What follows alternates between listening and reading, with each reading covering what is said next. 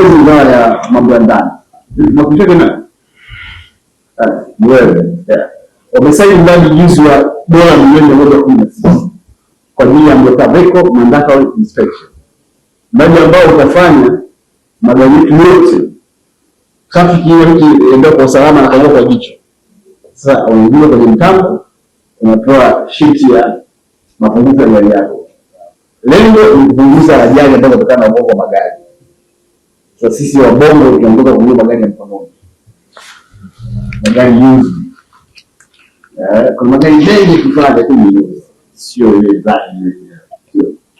Kwa lakini sema kwamba hayafai, nasema kwamba kuna ajali ambazo zinatokana na ubongo wa magari. Kwa jaji yako kwa kuangalia, jaji yako kuangalia inawezekana traffic una issue nayo. Mshagombana huko nyumbani mtaani, anasema atapita. Akipita hapo anakulalua maelezo mengi makosa huko. Kumbe lakini ile mashine inaingiza inatoa. Na bei yake ni nafuu kuliko bei hii. Kwa hiyo katika hali ya kawaida ni innovation ambayo ndani wanayo. Na wanakwenda kuokoa fedha ambazo zingetumika. Yaani hazina ingepata wapeni bilioni 300 plus kufanya hiyo. Nao hazina hawa wapi leo? Nimepata kwenye private. Na hii kampuni private italipa kodi kwa sababu ni business. Hiyo kodi isingepatikana. Unaona market for advantage za dunia PPP inafanya mambo. Kwa kuna watu wa Canada, of course, kuna watu mbalimbali, kuna watu wa wizara nishati, kwa nayo hapo tuna kasi kubwa ya kufanya hizi generation ya transmission wakati wa PPP. Kuna wizara ya viwanda pia na miradi yao kadha ambao watakufanya kwa PPP. Inakiri kwamba tunaona kuna mwamko mkubwa wa utayari wa serikali kwa mamlaka zake kufanya, lakini bado kuna mahitaji makubwa, kwa maana kuna wengi bado hawajaamka. Kasi ya kuamka ni kubwa, lakini bado kuna portion kubwa haijaamka.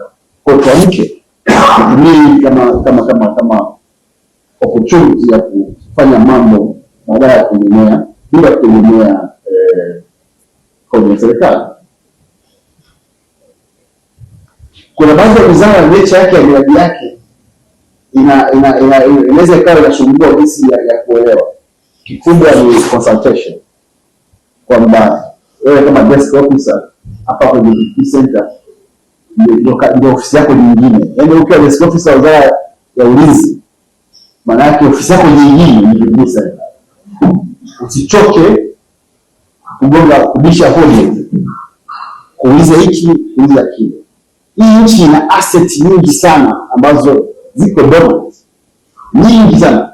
Hata wizara ya ulinzi wana asset nyingi ambazo ziko either underutilized au ziko completely dormant, hazigenerate.